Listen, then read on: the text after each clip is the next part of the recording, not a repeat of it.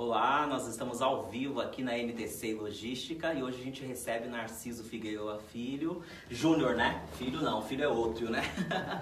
E a gente vai falar a respeito da reforma trabalhista e também dos principais impactos e outras coisas mais, né, Narciso? Narciso, antes de mais nada, eu quero saber por que o governo então decidiu colocar a reforma trabalhista aí para poder ser discutido. Isso foi não foi somente uma bandeira aí, política, né? Bom, boa tarde, Rodrigo. Prazer estar aqui, conversando aqui com você, com o pessoal nas mídias. Sempre existiu, na verdade, uma crítica à CLT no sentido de que ela deveria ser atualizada, né? É um instrumento importante que foi publicado o decreto da CLT em 1943, sofreu algumas alterações nesse período de 78 anos, 75 anos, mas foram mudanças muito tímidas, né? Embora ela tenha artigos muito avançados, né, e atuais, alguns precisavam de atualização. Então, digamos assim, essa cobrança, no sentido da CLT ser reformada, já é de longa data. O setor empresarial, de um modo geral, via na CLT antiga um problema em relação à geração de novos empregos, aos investimentos, né, o alto custo da mão de obra, que não decorre só da CLT. Então, tudo isso sempre foi visto pelo setor empresarial como uma das reformas necessárias. E esse governo atual resolveu encarar esse assunto e apresentou um projeto de lei em 2017, no começo do ano, propondo alteração de alguns tópicos da CLT. Quando isso chegou ao Congresso, foram apresentadas emendas e várias emendas foram apresentadas e se criou, na verdade, aí uma discussão em torno de uma reforma mais ampla. Então, eu diria que essa reforma trabalhista, ela decorreu de uma necessidade de atualização da CLT e, na verdade, teve uma tramitação dentro das normas constitucionais, né? Então, do seu ponto de vista jurídico, a meu ver, e do seu ponto de vista constitucional, é uma reforma que cumpriu todos os trâmites necessários. Até porque também fazia anos que não havia, né, nenhum assunto ligado à reforma, né, a melhorar essa situação. Eu queria falar um pouquinho a respeito das centrais sindicais, porque quando foi anunciado isso tudo, foram contra, né, fizeram vários movimentos, né, abaixo-assinado, petições. E como eles estão hoje, né? Até sei que eles fizeram uma denúncia, né, na OIT e eu gostaria que você me falasse a respeito disso também. Na verdade, como é uma reforma profunda, ela trata de diversos temas, ela trata de direito material, ela trata do direito processual, ela trata do direito sindical e do direito coletivo. Então é uma reforma ampla, é a maior reforma que a CLT teve na sua história. Evidentemente, por ser uma reforma muito ampla, ela realmente teve alguns aspectos que desagradou os trabalhadores e as suas entidades, né? Sobretudo a questão da contribuição sindical, que na verdade a reforma tornou a contribuição sindical facultativa, não mais obrigatória. Essa discussão hoje está no Supremo Tribunal Federal, inclusive amanhã o Supremo vai examinar as ações diretas de inconstitucionalidade que tratam da reforma. Então isso desagradou muito as entidades. No caso das centrais, o que elas avaliaram? Elas avaliaram que há 3 dispositivos na reforma trabalhista que, no entender deles, estariam contrários à Convenção 98 da OIT. A OIT é a Organização Internacional do Trabalho, que acaba discutindo e aprovando convenções e recomendações, e os países membros, são mais de 180 países membros da OIT, acabam ratificando algumas convenções e passa a se integrar essa convenção ao ordenamento jurídico. No caso do Brasil, o Brasil é o país que mais aprovou normas da OIT. São mais de 80 convenções que o Brasil ratificou. E a Convenção 98 trata da negociação coletiva e da organização sindical. Segundo as centrais sindicais, o artigo 611 da CLT, da nova CLT, que estabelece regras e parâmetros para que aquilo que for objeto de negociação tenha prevalência sobre a lei, né? É o chamado negociado prevalece sobre o legislado. Então esse dispositivo, eles entendem que que viola a Convenção 98, o dispositivo que trata da maior liberdade de contratação do empregado, quando ele tiver salário superior a R$11.000, e o 442B, que é o artigo que trata do autônomo, né? O trabalhador autônomo, desde que cumpridos os requisitos legais, não tem vínculo empregatício. E eles fizeram uma denúncia na OIT, em Genebra, em relação a esse assunto, e na conferência desse ano, na qual eu participei, representando a CNT, a NTC, e também as demais entidades que fazem parte do sistema CNT, essa denúncia foi discutida na última conferência, ocorrida agora em junho. E o que a OIT acabou decidindo? Na verdade, permitiu-se uma defesa do governo brasileiro a essa denúncia, do setor empresarial e também dos empregados através das centrais.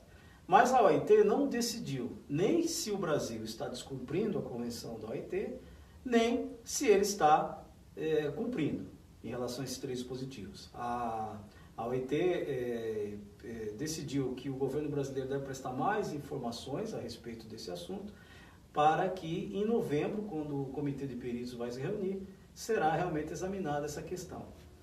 Eu que estive lá participando, inclusive, da comissão, do comitê de normas, onde esse assunto foi tratado, fiquei um pouco frustrado com essa decisão. Eu achei que a OIT iria realmente decidir, ou a favor ou contra a reforma trabalhista.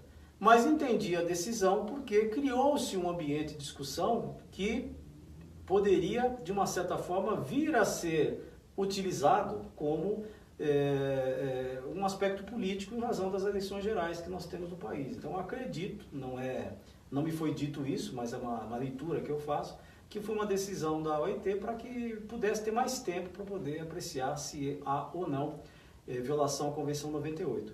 E é importante dizer que a medida provisória 808, que alterava a reforma, ela perdeu a sua eficácia, sim, em razão do prazo. E vários projetos de lei foram apresentados no Congresso para tentar modificar a reforma trabalhista. Então, nós teremos ainda muita discussão no Congresso a respeito desse assunto. Nós temos uma reforma que está em vigor, mas nós temos vários projetos de lei que visam alterá-la, né? Então, em relação a essa atuação das centrais, eu particularmente entendo que não há nenhuma violação a essa Convenção 98, até porque a Convenção 98 ela preserva a organização sindical.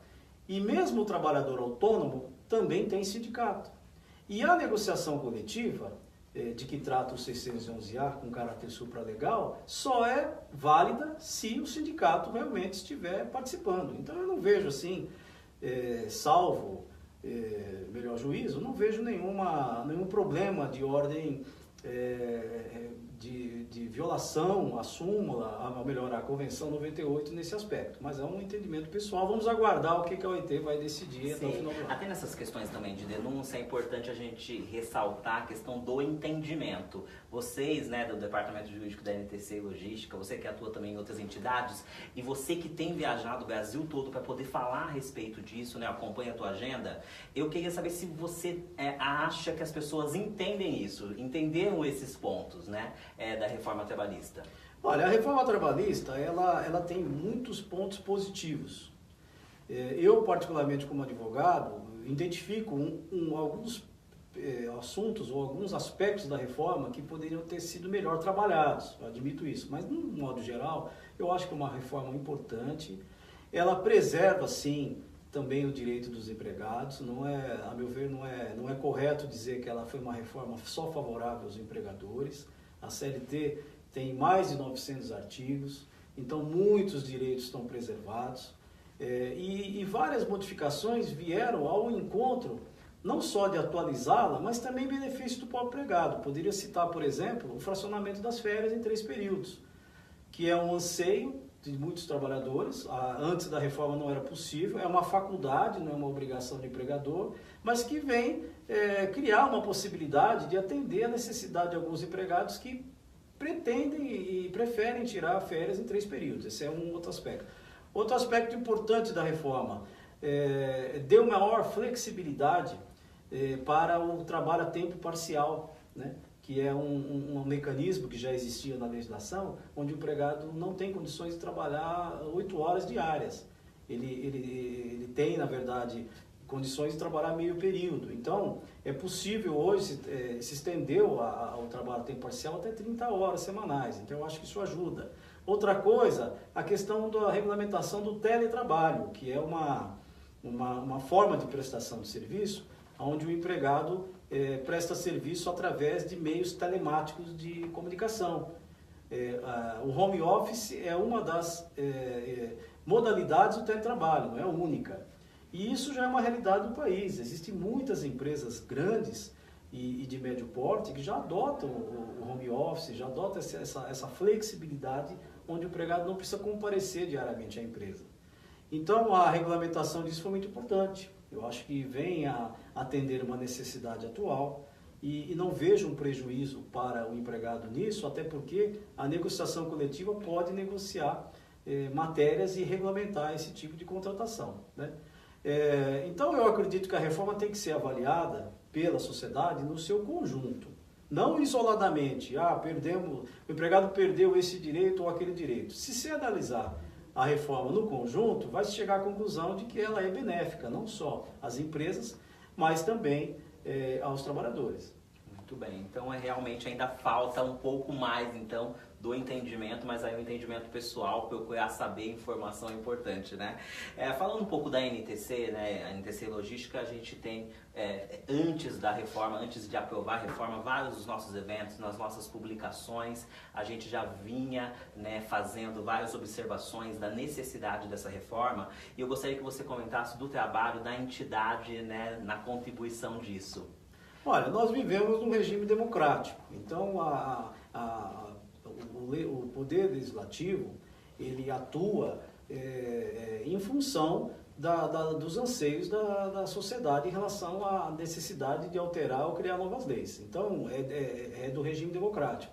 Existem legislações que são propostas no Congresso Nacional por iniciativa do governo, por iniciativa até mesmo do Poder Judiciário, por iniciativa de trabalhadores e também de empresários. Então, na verdade, a NTC fez um papel de pautar esse assunto como importante, né, para o setor econômico do transporte de cargas, realizar eventos internos para levantar sugestões de alteração da legislação, não só na área trabalhista, agora está sendo feito também na questão tributária. Então, a NTC sempre liderou esse tipo de discussão, porque é importante para o segmento. Agora, não foi só o setor empresarial que se preocupou com a reforma. Essa reforma trabalhista, aquele projeto que foi apresentado em janeiro de 2017 pelo governo, recebeu mais de 900 emendas. Foi, segundo estudos feitos dentro do próprio Poder Legislativo, foi o segundo projeto com o maior número de emendas da história do Congresso Nacional. Então, não foi só o segmento patronal que apresentou emendas, os trabalhadores também, através das centrais. Então, foram várias emendas. Então, a NTC teve um papel importante, porque dentro do regime democrático e dentro da importância que ela tem como entidade representativa nacional, ela acolheu, sim, sugestões do setor e passou a levar ao Congresso a discussão desses assuntos importantes. Então, a participação do nosso segmento, assim como de outros segmentos empresariais, foi muito importante nesse assunto, assim como também tem sido importante a participação em outras discussões que visam, na verdade, de uma certa forma, tornar a atividade produtiva viável no país, né? O Brasil precisa ser um país competitivo, precisa ter entidades e também empresas fortes para que possa ter uma economia forte também, que é um objetivo que se busca, né? E esse objetivo é um objetivo que leva benefícios a toda a sociedade. Muito bem. Narciso, eu gostaria que você me ajudasse, na verdade, até no entendimento também, até das pessoas que estão nos assistindo, do que mudou na jornada do trabalhador com a reforma. Você já citou algumas coisas, mas aí eu quero formular isso para a gente poder entender. Mudou alguma coisa em relação ao 13º salário?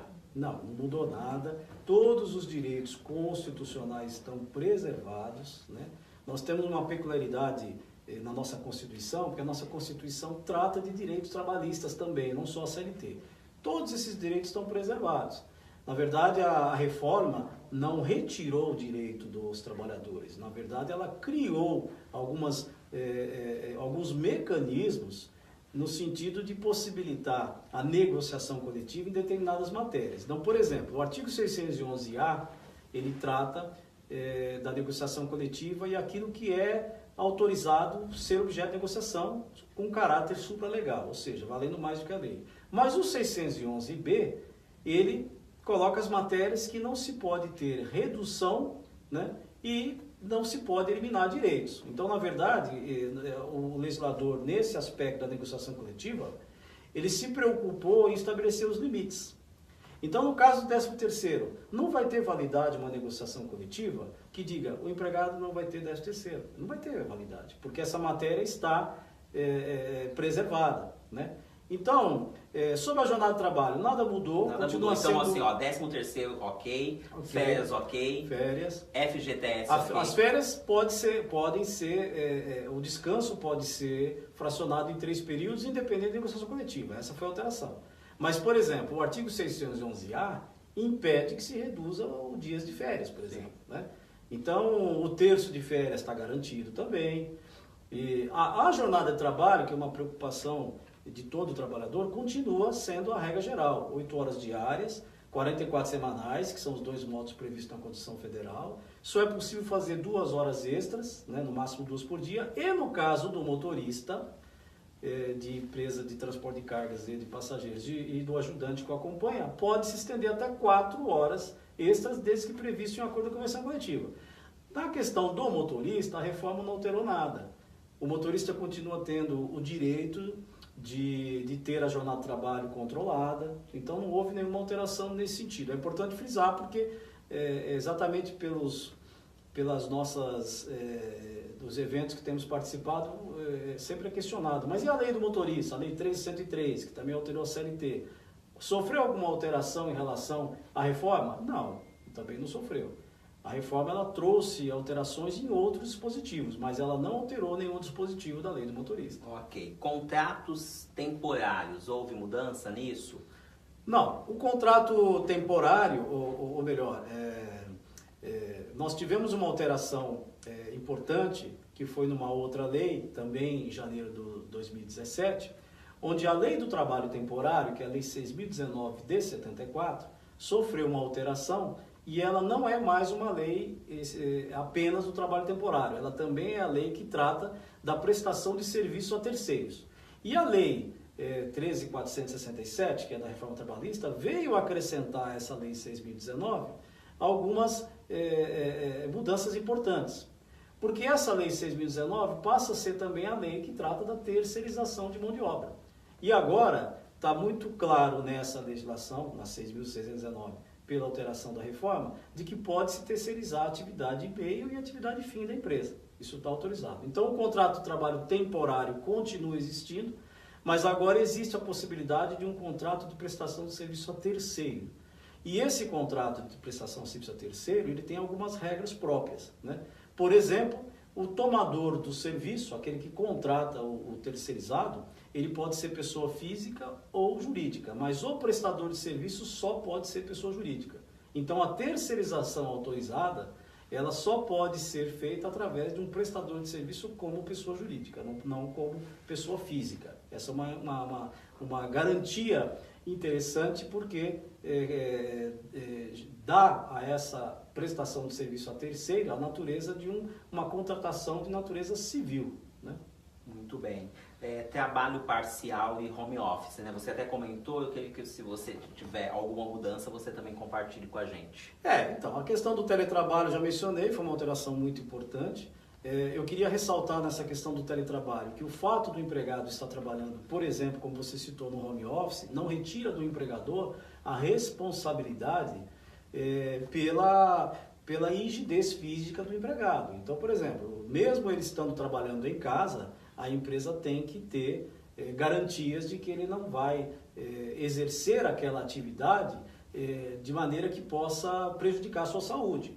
Então, é recomendável que, no caso do trabalho em home office, haja por parte da empresa um controle dessa questão da saúde e segurança, ela não está afastada disso. Então existe um lado benéfico para a empresa, porque ela não vai ter necessidade de ter um empregado na sua estrutura física, né, no seu estabelecimento, mas também não retira da empresa a obrigatoriedade de preservar a saúde do trabalhador. Então, e a questão de como ele vai trabalhar, equipamento, horário de trabalho, tudo isso vai ser feito através de um contrato, porque o teletrabalho é um contrato de natureza especial. Toda vez que a CLT trata de um contrato de natureza especial, ele tem que ser escrito.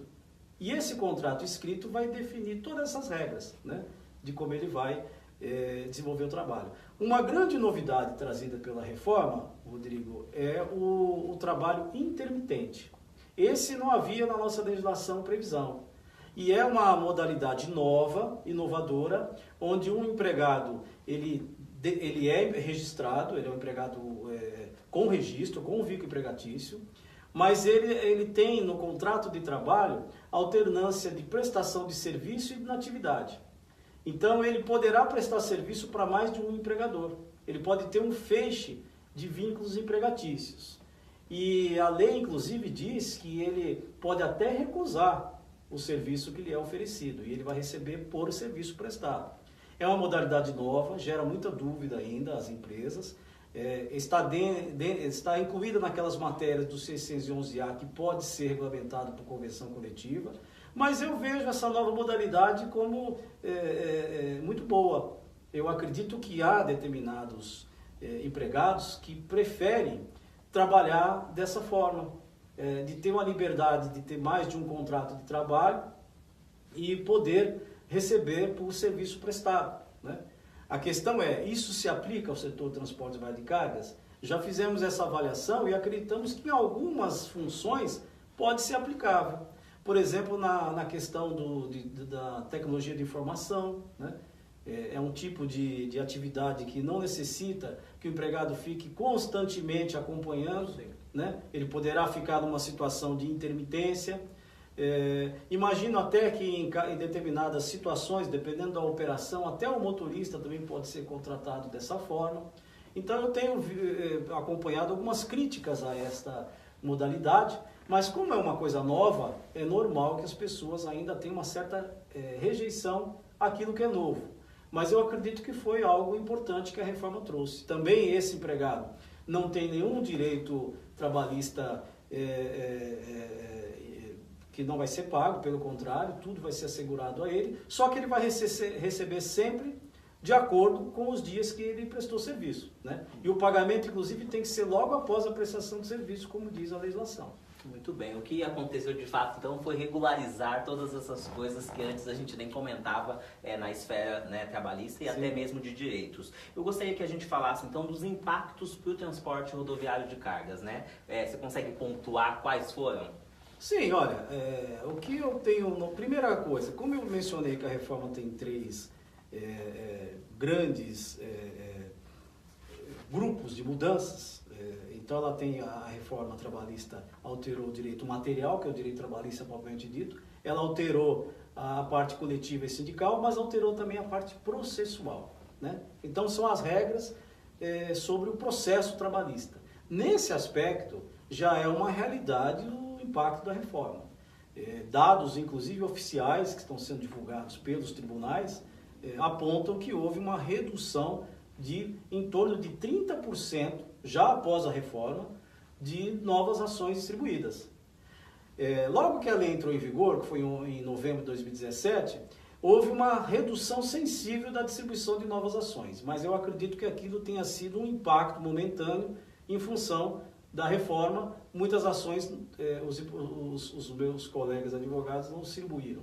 Essa que foi a nossa avaliação. Mas agora não. Agora a avaliação que está sendo feita já é uma avaliação pós-reforma, já estamos com 7 meses, e 30% das ações trabalhistas, comparando com o número antes da reforma, houve de redução em média. Isso é considerável.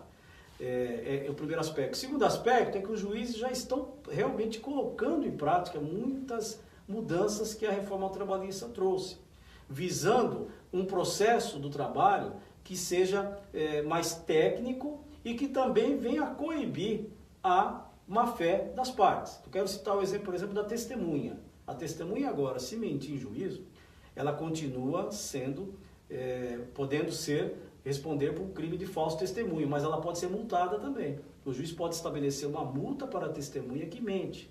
E isso serve tanto para a testemunha da empresa, quanto para a testemunha que vai depor pelo empregado. Então isso é positivo. As partes agora têm muito mais responsabilidade ao propor uma ação. O pedido tem que ser liquidado, né? Agora existem os honorários de sucumbência, né?